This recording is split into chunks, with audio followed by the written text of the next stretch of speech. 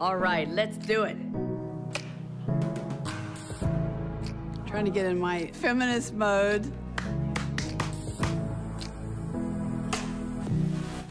Let's go.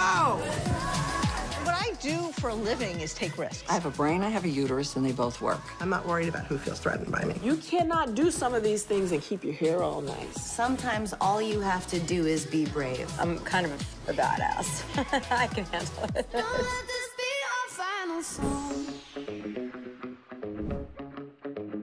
For the first time, 2 women will co-anchor a national daily news program. We're gonna talk about some serious stuff today. Are you ready?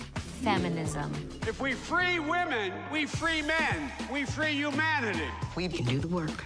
This team taught all America's children that playing like a girl means you're a badass. Can we cure all disease within our children's lifetime? Are you that girl from the television who talks about her pussy all the time? Yes! It dawned on me that it was not just me. Across the nation, a movement is rising. You want me? Earn me! I'm gonna keep saying loud and clearly that I am a feminist. We dream about things that don't even exist yet.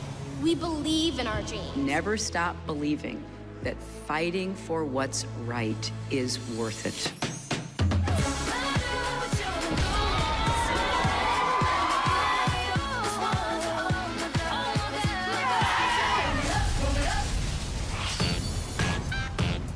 Are you with me? You gonna roll up your sleeves? We should be going around asking for 50% tradeswomen on every job because we are 50% of the population. Education is key to economic mobility for women. To be able to elect African-American judges is vitally important to the project of our democracy. What it takes is more people speaking up as far as the pay gap. Take action now.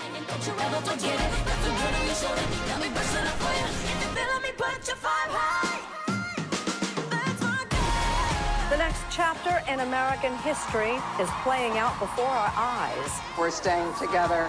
And we're never turning back. Together, we are a movement, and we are unstoppable. We are not alone. We are America. We rise. We must be bold.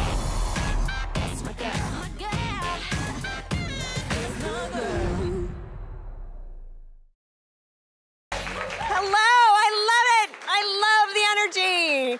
Let's go women, let's go makers. So I know this is a special build, really dedicated to our new company, Oath. Give me a little Oath love. And really what today is about is, telling all of you who are here and on the live stream about what Makers really is. We all have as brands taglines, and ours is that we're a storytelling platform for the trailblazing women of today and tomorrow. And I always translate that to mean that we're the largest collection of women's stories ever assembled. Because if so many of our makers have said in various different ways, if she can see it, she can be it. So we want to flood the marketplace with stories of role models from all walks of life. We've now told over 400 maker stories, which translates to 4,000 videos. We've done 8 documentary films. We've been nominated for an Emmy. We've done 3 conferences. We even did a song called This Is For My Girls. We executive produced with Michelle Obama. And so we are, and we just celebrated our 5th anniversary. And earlier in the year, we did Makers Men. So yes, this all relates to you men as well. We really are chronicling the stories of men who are standing out and speaking up for women's rights. So today is a really cool day.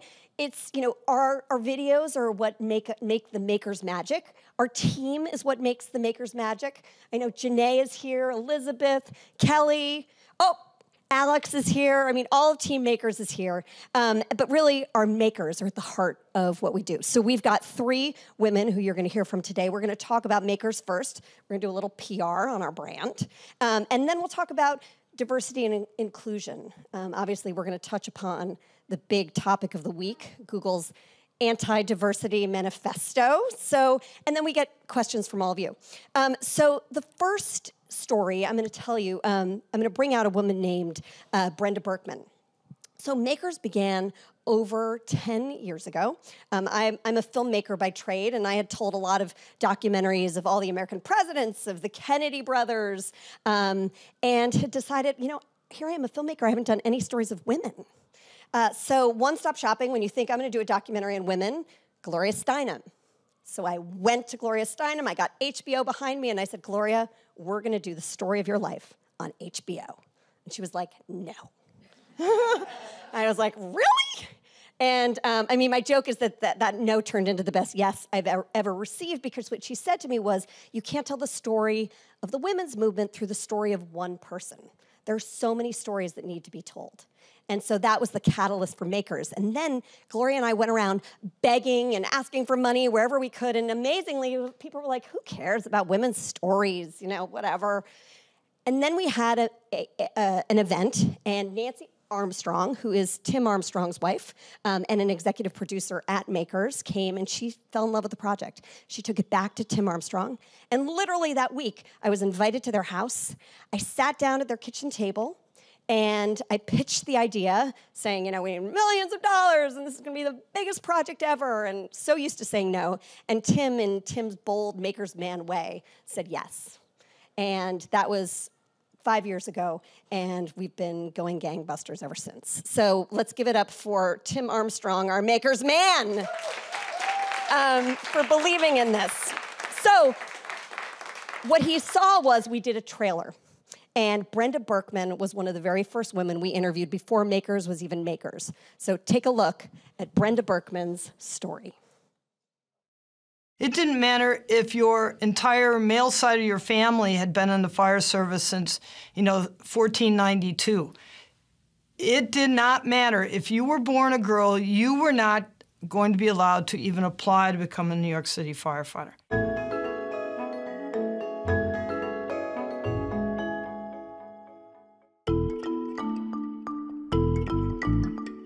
I always saw firefighting as a great way of helping your community, because when people are in their direst hour of need and they don't know who else to call, they call the fire department.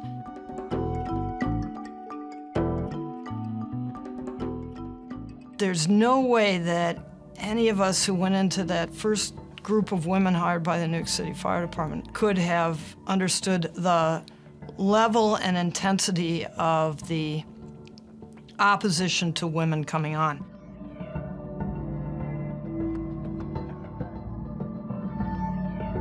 There was a backlash that was going on from the conservative segments of American society that decided that the women's movement had gone too far.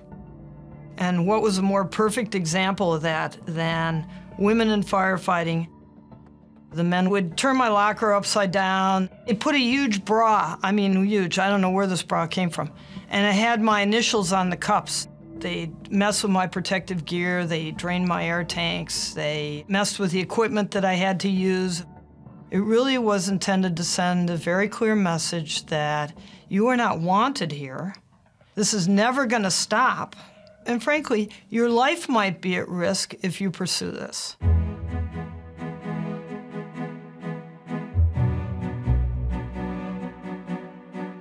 One of the things that I studied while I was in school was the struggles of women to get the right to vote, to integrate other kinds of jobs. So I really felt like it was important not to give up.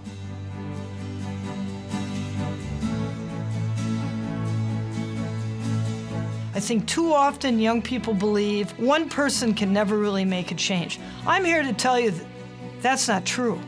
One person can make a change. It may not be the easiest thing to do, but one person can make a change.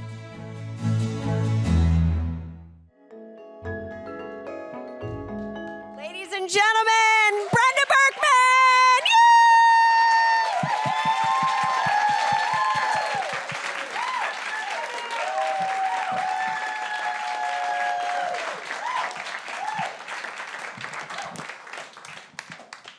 Who knew 10 plus years later we'd be sitting here talking about makers? You probably sat down for that interview and was like, what am I doing?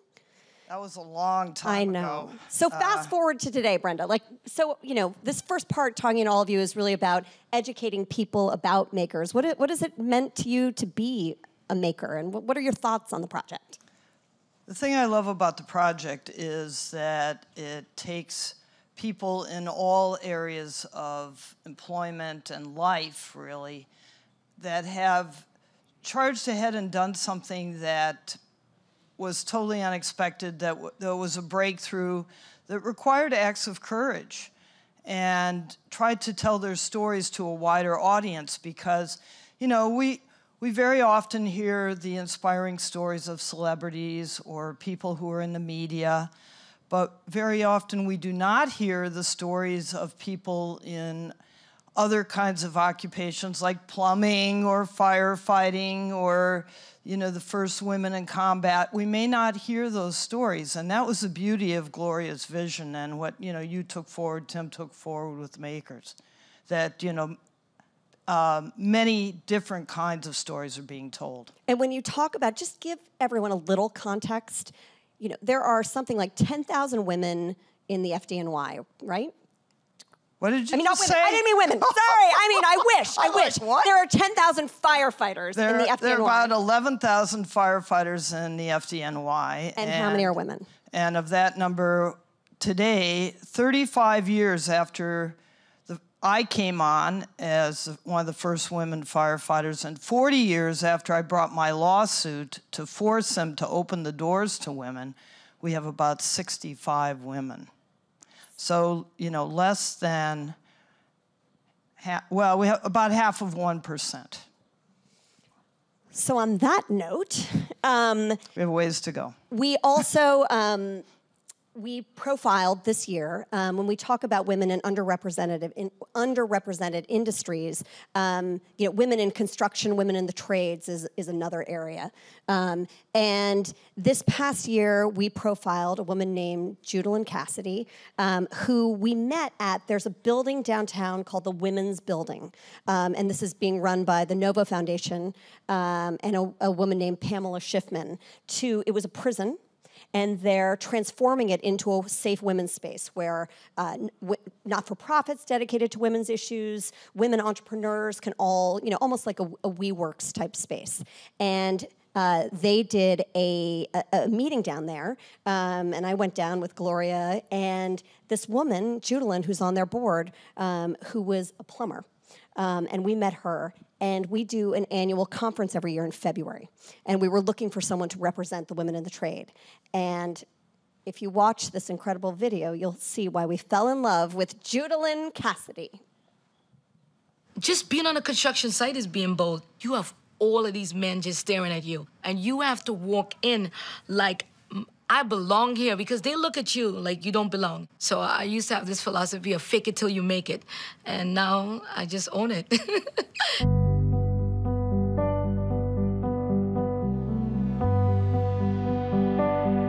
I grew up in Trinidad and Tobago. I grew up with my great-grandmother because my mom didn't want to raise me, and I didn't have a lot of confidence in myself. I used to wish that I wasn't here on the planet. But my great-grandmother, she motivated me, and she would tell me, you were here for a reason.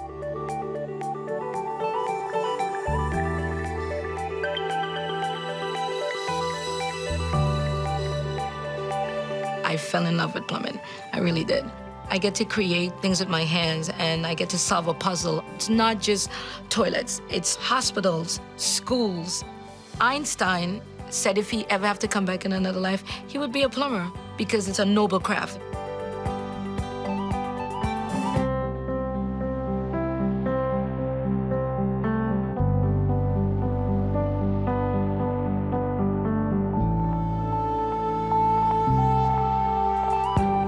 Being a woman, a black woman in plumbing, it's very difficult, because right away the roles that you get is the one of coffee, unloading. Nobody will give you the opportunity to be the girl working with the mechanic to read the prints and figure out how this beautiful thing called plumbing is done.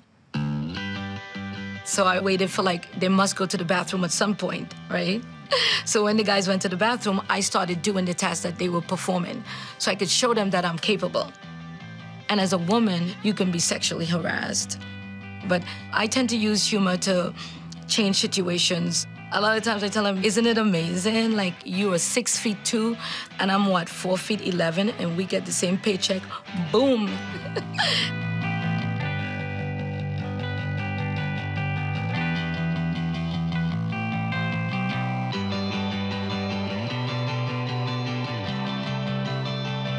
I've seen so many women come in and leave. I made a conscious effort to reach out to all the girls now. When I see them at the union meeting, I tell them, the days when you want to cry and you want to leave, call me, and maybe I can get you over that hurdle. I truly love the union because this is the one field where I am an African-American woman, I'm Black, and I don't get 65 cents. I get the same as a guy. He gets $1, I get $1. Being a single mom, I knew if I didn't have the salary that I have, I would have never been able to take care of my daughter.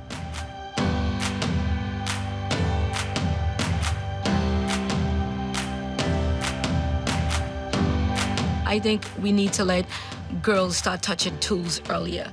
Just like they did with coding, and I have girls coding earlier, it opens up a whole new world that I can use a drill, I can put a faucet in, and they can choose to be a plumber, they can choose to be an architect, they can choose to be an electrician.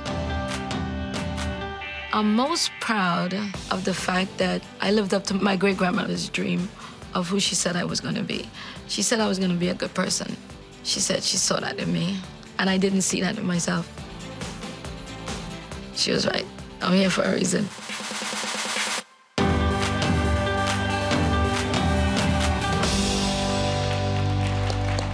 Ladies and gentlemen, Judaline Cassidy! Woohoo!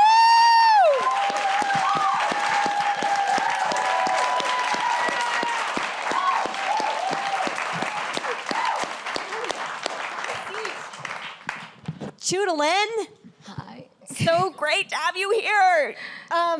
So, one of the things that I love is that last line there, when you say, you're here for a reason. And I wonder, you've now been a part of the Makers world for a year, and you've created something that we talk a little bit about there. But, so what has Makers done for you? It changed my life, and it also changed the lives of tradeswomen, because I was very nervous about speaking in public. I never did it. But Pamela Schiffman, touched me on my shoulder because I was refusing to do the video. She said, it's not about you. It's about all the little girls you're going to inspire. So do it.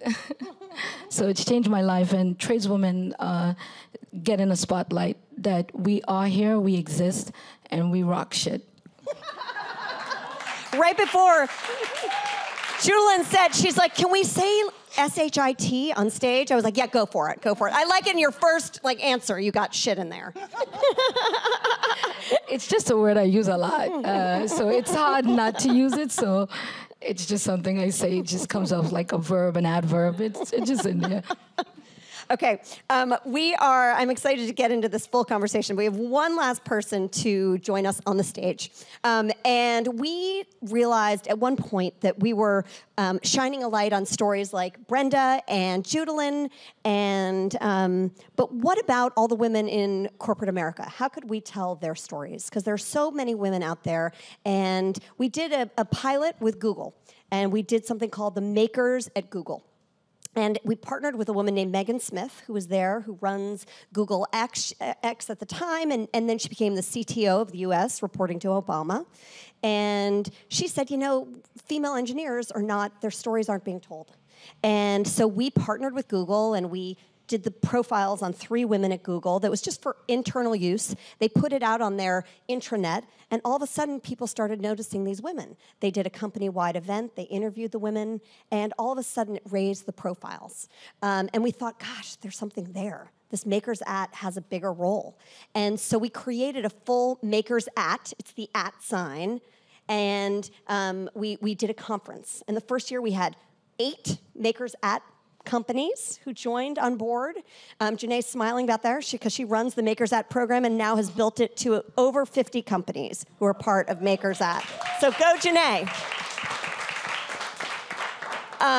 And so it's this way of we're raising the profiles, we're networking women together, and we're really trying to share tools and best practices about what's working and what's not working, which is, again, what today is all about.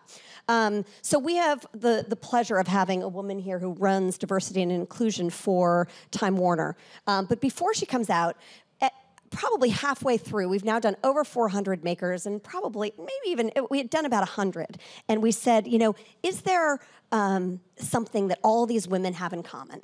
You know, is there a maker's formula that makes a maker? I know we appreciate diversity and inclusion, but is there something like that, some DNA of a maker? So we asked all of our makers the same questions, and this is what we found out.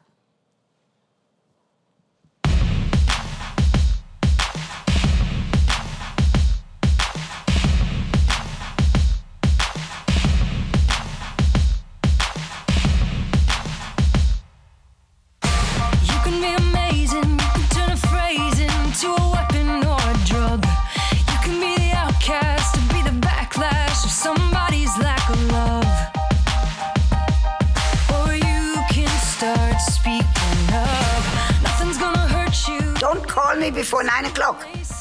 You can call me until midnight. Oh, I get up early. Night owl. Night owl. Early bird. However, in my book, Sex Over 50, I tell couples to engage in sexual activity in the mornings.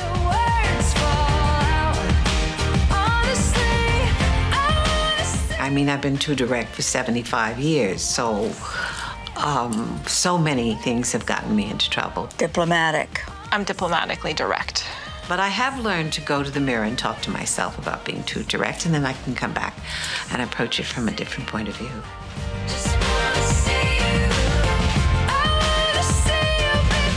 Oh, well, I mean, who wouldn't rather outsource that? So that doesn't mean I can't. No, but can you do it? I can. So domestically skilled. I'm actually domestically skilled. That doesn't mean I do it that much, but I'm actually a pretty good cook. Challenged. Challenged. Oh, skilled, of course. I'm an expert at stain removal. All types, grease, blood. Oh, blood, and really good with dog shit. Stop holding your tongue.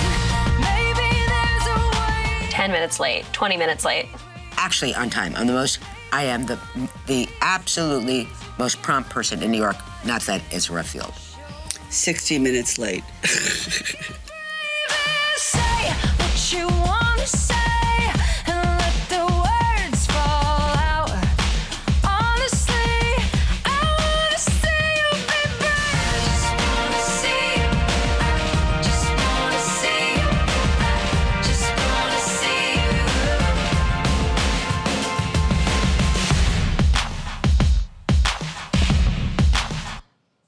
So at first I was depressed. I was like, there's no formula, but of course, diversity is the key to everything.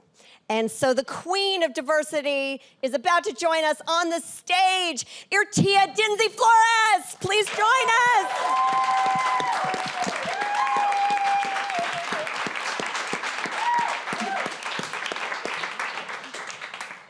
Okay, Yrthya, and I'm saying that correctly, right? You are, which is amazing. How do you spell it?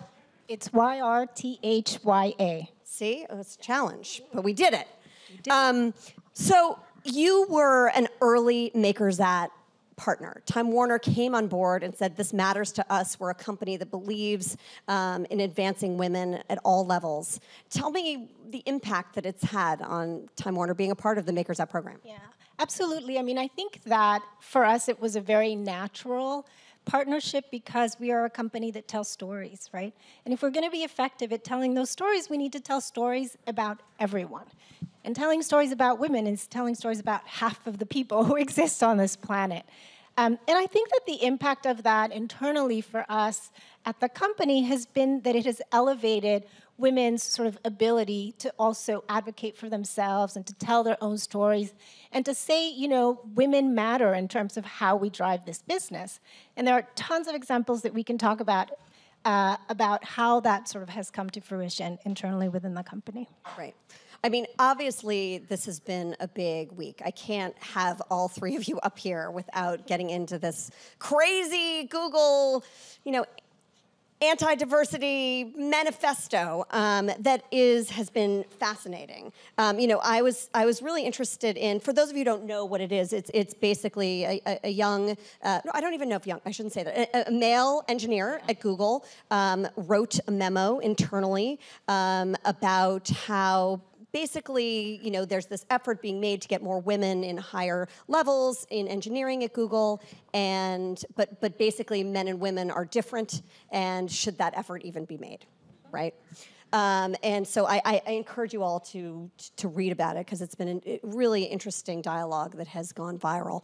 And one of the things that Adam Grant, who's a social scientist, has written a book with Sheryl Sandberg, wrote, I love his analysis. He kind of explains how men and women are actually not different. And he says, if men are from Mars, women must be too. So I'm curious, tell me, all of you, for us, we're shocked. For you two who are in this industry dealing with the difference between men and women, you face this all the time. So what's your reaction?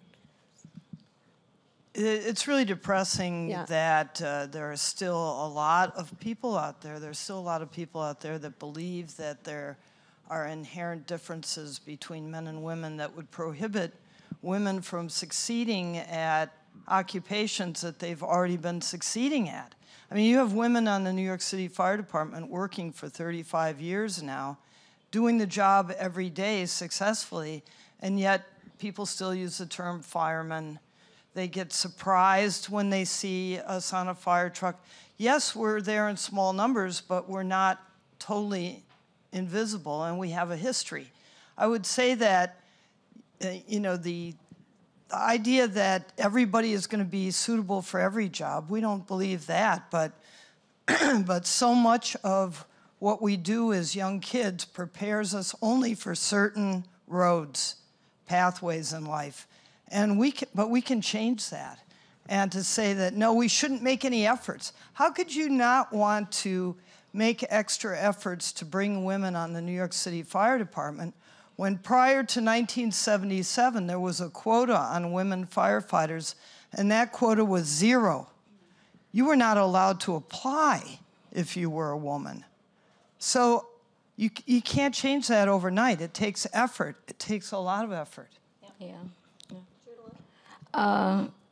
I'm just a construction worker, so I'm going to say it in my terms. All right. As of today, don't take out. No, just is never there. No, I'm am being, I am. And I feel like he needs some help. And he just has a problem with his ego, that there's a tipping point. And we have reached that tipping point that women, we're not taking no anymore, we're being bold. And that scares him. And he should be scared, because women run shit. So he's scared, but what he really needs to understand, and everybody needs to understand, and this is one thing my grandmother taught me since I was small, so I never walked in a room with anybody who makes more money than me or a superstar and feel like I am less, because she told me this, and this is what he needs to know, right? This is FYI. Nobody shits ice cream.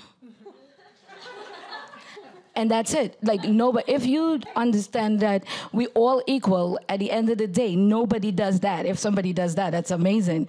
So we all equal, and he's just scared. And the tipping point is here, and that's why he's scared of diversity, because it means that something is wrong. So he has to try to hold on to what he believes, and dig down deep, because things are going to change. And he knows it, because you can feel it in the air that the tipping point is here.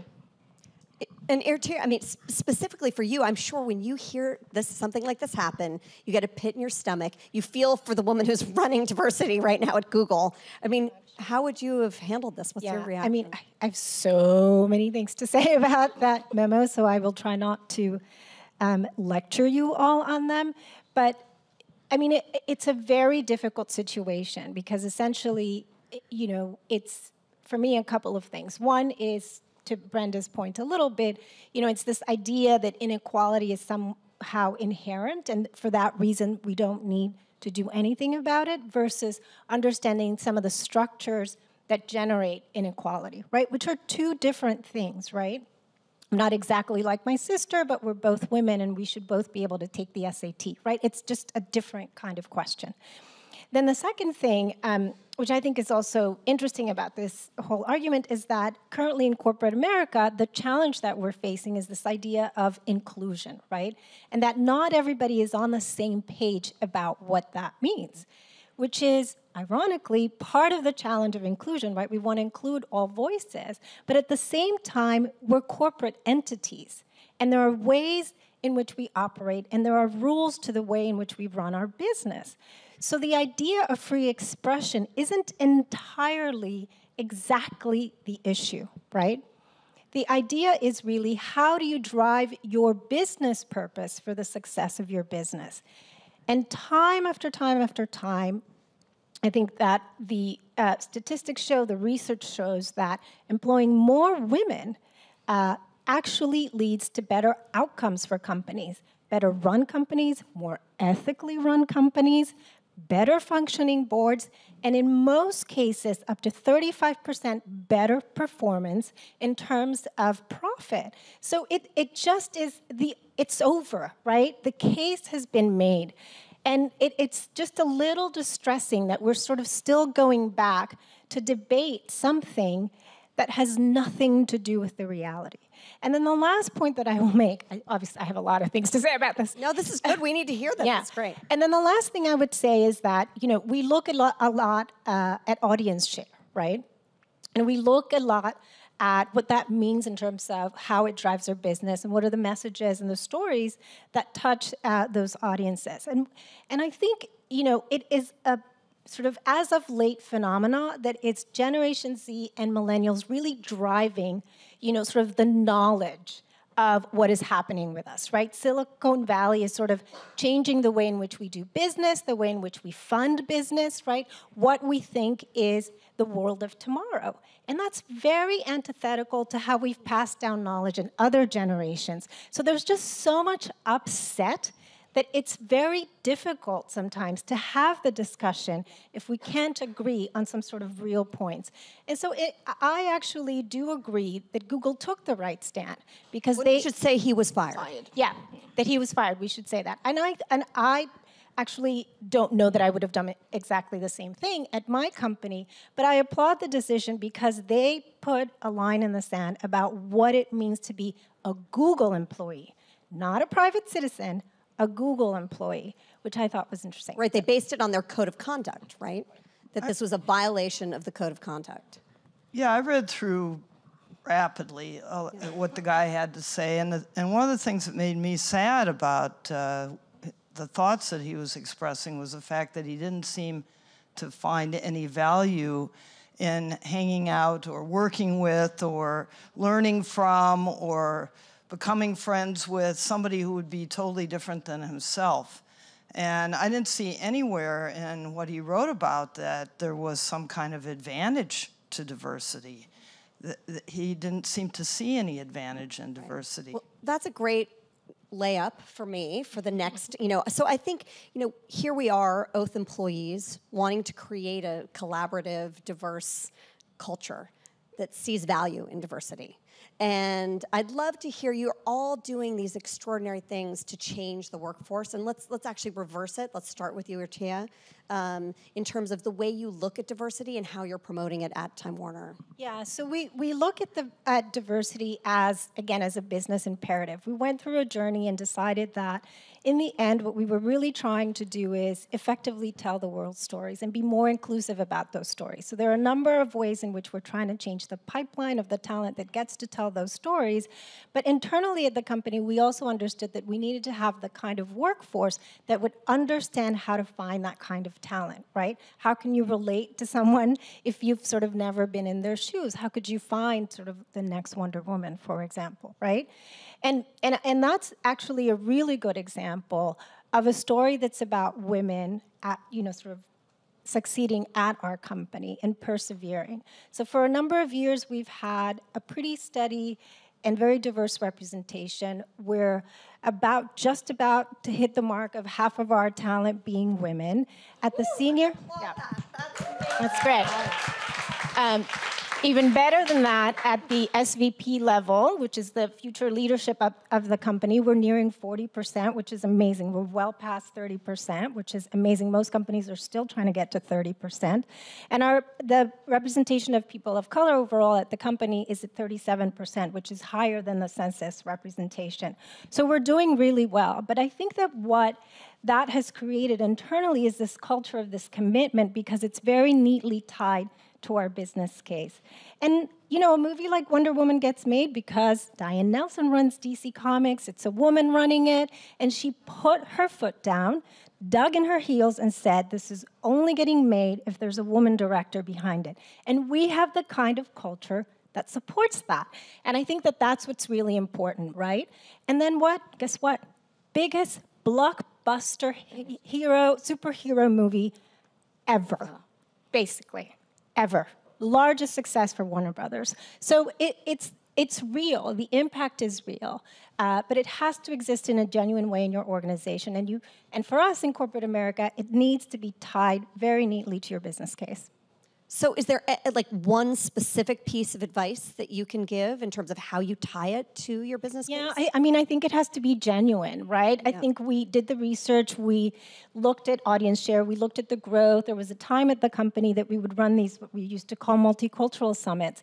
We even brought the head of the US Census to talk to us about how the population was changing and what that would mean for our business. And so just making sure that you're using the evidence and the data, right? And that you're looking at the trends and you're bringing that back in. But also with a genuine commitment to the fact that doing diversity and inclusion actually is the right thing to do. And you know what? Sometimes that should be enough. Right. Great. Woo! Judaline, I was reminded, we were talking to Brenda about the stats of, 63 female firefighters in the FDNY. You look in your video, it says 3% of women in construction women are in construction. But you're really shaking things up, my friend. Tell us some of the initiatives that you're doing and your daily battle. I mean, it's almost become a full-time job for you. Yeah, it has, because I just realized that if change is going to happen, somebody's got to do it, so why not me? But my union is making my international is making a really big effort to be more diverse and inclusive, and I think diversity has to be intentional. Like, a lot of people have summits, they talk about diversity, we get some cookies, and they just talk about it.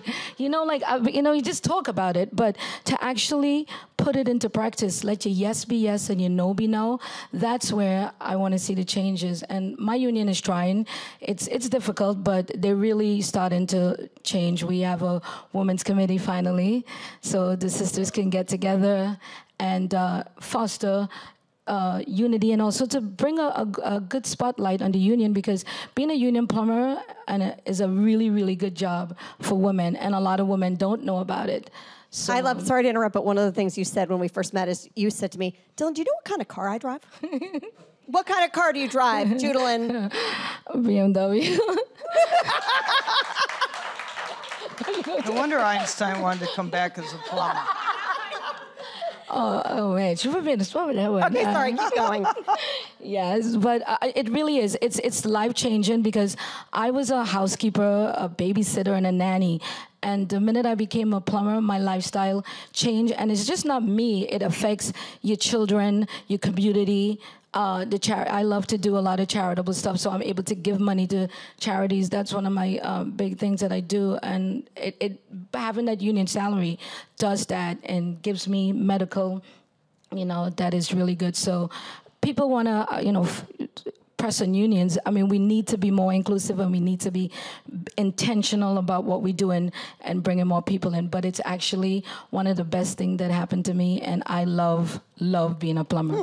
And there are two sides of it, right? One side is you just fighting to get to educate the union itself on the value of women. But the other is just getting women to know what a great job it is. Yes. And that, Brenda, leads me to you, which is, I want to throw it in a second to a video, but you, I mean, my friend, you've been fighting this fight for so long. You are a pioneer for us, and I know that you still this class of firefighters, it increased. There were 6% the last. You get the stats. Like we keep gradually increasing the number of applicants, women applicants, and people of color applicants to the New York City Fire Department.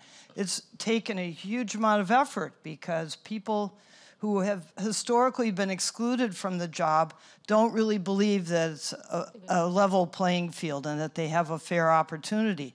So they drop off, and I'm not just talking about women, but also men of color. They drop off at every step of the process. So it's a really intensive effort, starting with the recruitment campaign and convincing people that there's a job there for them and that they will enjoy doing the work. And then the benefits that are involved, and then helping them meet every step because, you know, it could be your investigation, your character investigation, it could be your medical, it could be the test, all these different things. And especially with the women, but it's intersectional, that's a popular word these days, but it's actually true.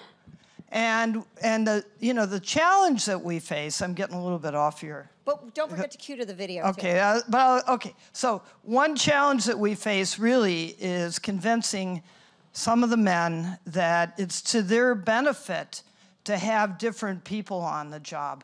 And the more time I spent on the job, the more I genuinely believed it wasn't just about bringing women in to have women on the job. The people that were already there and the people who were going to follow us, they would genuinely benefit from a diverse workforce. But more importantly, we're being paid to take care of the city of New York. And we owe it to our communities to give them the best possible service. And that will only happen, whether it's in business or nonprofit or the government, that will only happen, I firmly believe, when you have a whole variety of viewpoints and experiences that you can bring into your workforce. So one of the things that we have done is we've tried to do our organization, the United Women Firefighters, which I founded 35 years ago and is now led by a very dynamic young woman named Serena Sriscoll, we've prepared our own video recruitment ad.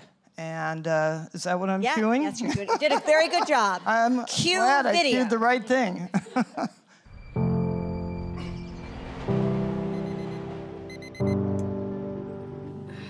The ability to get up doesn't make you a hero. It's pushing yourself when no one is around. There's more to this life. Showing character with strength. Grace in your tenacity. Respect. Pride. And heart.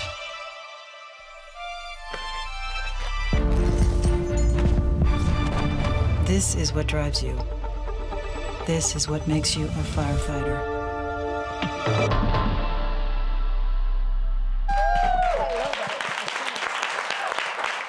I mean, I'm in!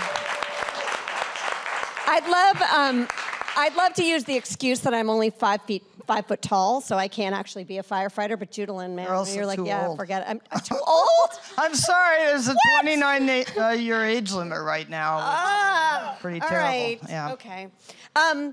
Okay. We have a closer, but before we move to that, I want to give all of you the opportunity to ask these 3 extraordinary pioneers, trailblazers, some questions. Hi, thank you for coming. So I was just wondering if you could each just briefly touch on like the impact that Makers has had for you personally, being such like a wonderful, large platform to be able to share your stories. Well, I guess I've been part of it the longest, and I've been very encouraged to see how it has expanded out into different platforms. So starting out, of course, as a video, I mean, I think initially there was the movie and the television. No, we started with 100 interviews, yours included, yes, but then did the that was yeah. right. But that was all going to be morphed into a documentary. But the interviews then became really the huge platform, and then beyond that, the conference, and now reaching out to partnerships with all different kinds of organizations. So that is really, I think, far surpassed even Gloria's dream for what would happen with makers. And obviously we have to, keep going. We have to keep telling stories, especially the hidden stories, the unknown stories of women and now some men who can be inspiring for the future generations. That's got to go. That's got to keep going. For me, it's changed my life because I have an opportunity to tell about tradeswomen and what we do and helping build America. Because people here, in this building, we enjoy the AC, and then you go to the bathroom and you don't think about all of these things that somebody did that for us to enjoy this room. So Makers Platform has also made me meet amazing women that are makers like Maria Pepe, that no girl would have been able to play Little League Baseball if it wasn't for her. And it just makes me want to fight more for the sisterhood of women. And that's why I love the Makers Platform.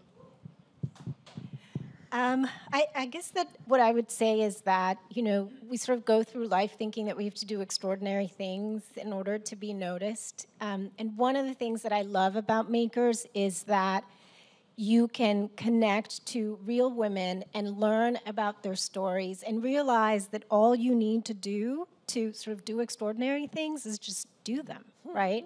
And that there are tons of other people who are doing those as well, and you immediately become part of that club. And I think that's been tremendously empowering for a lot of the women that I work with. I was nominated to be a Makers Woman by my boss, who's been my mentor and sponsor for like 10 years, right? So it's like becoming part of this sisterhood, right? This amazing club that's not exclusive. It's just a club for women who want to do something extraordinary. Thank you. Hi, ladies. Thank you so much for being here. It's been really amazing to listen to your commitment to inclusivity and feminism. And so I wonder who inspires each and every one of you each day, whether it's a feminist icon or just kind of any leader that you admire. I have a very sappy response to that. But I have a 6-year-old daughter, and she inspires me because she approaches the world not as a girl, limited by anything, but just as a person. And it's so interesting for me to learn on a daily basis how much I limit myself because I'm a woman, because she never makes that choice, ever. And so the concept that inspires me is how can I preserve that forever, for every girl and for every woman in the world. I like that.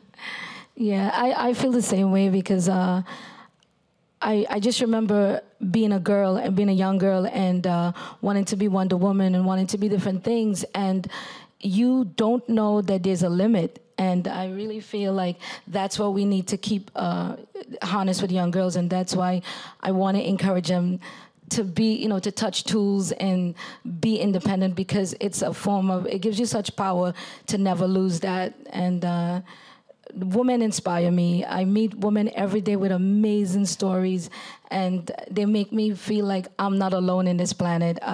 We all share something common, and women really inspire me. So I actually go back in history because that's what my training is before firefighting. And I feel like we all stand on the shoulders of people who made our lives possible today because they took risks, they suffered, they even lost their lives in some cases to make it possible for us to be able to live our dreams. And so I look at people like Elizabeth Cady Stanton and Susan B. Anthony and Eleanor Roosevelt, and more recently, my friend Gloria Steinem. I mean, those women never gave up. And so how can any of us say, oh, that's just too hard, I can't do that, or they're so mean, and so, yeah, the stuff like that happens.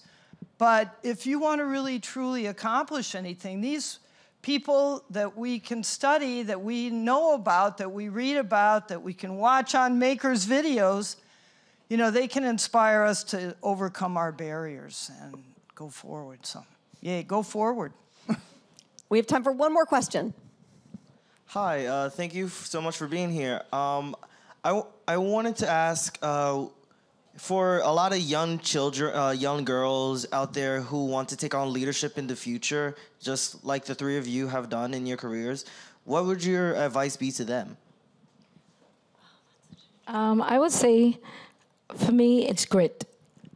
Grit. Like, I know you have to have this thing within you that no matter what somebody tells you, you're gonna push through it. Like, for me, I use a lot of mantras, and I want girls to understand that you could be your own superhero in your story. And there's something I always tell myself with all the fights that I try to accomplish for women in the trades.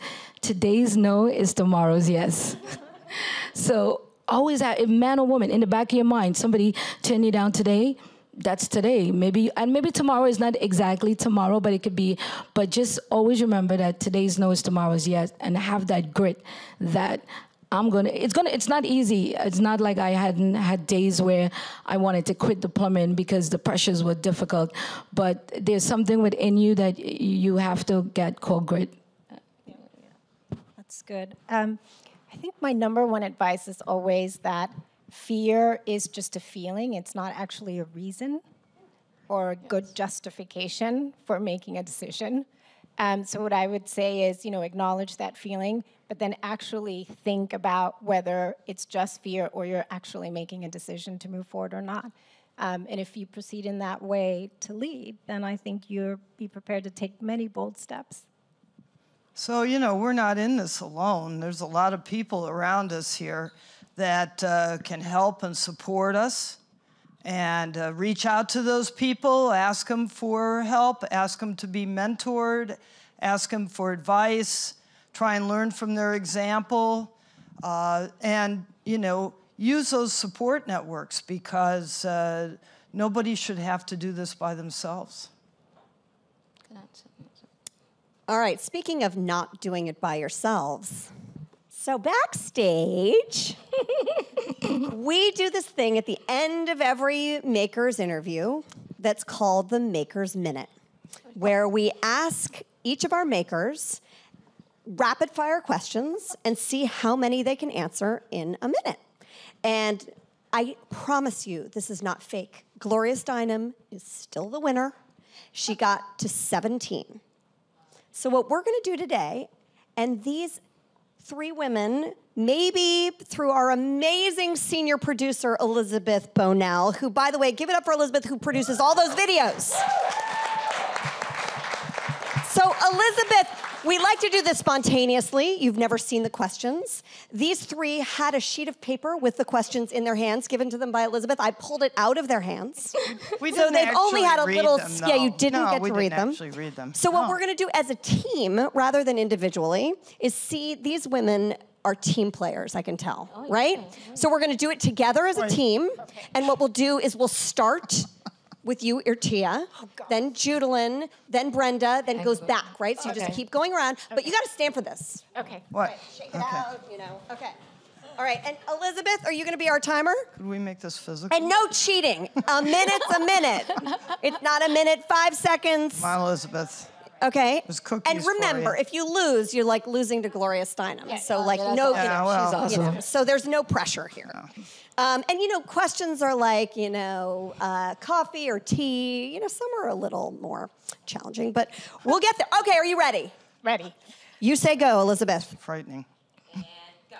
Best word to describe you. Stubborn. Sunrise or sunset? Sunset. A female who inspires you. Gloria. Something that makes you hopeful. Oh my God. Women. Something that pisses you off.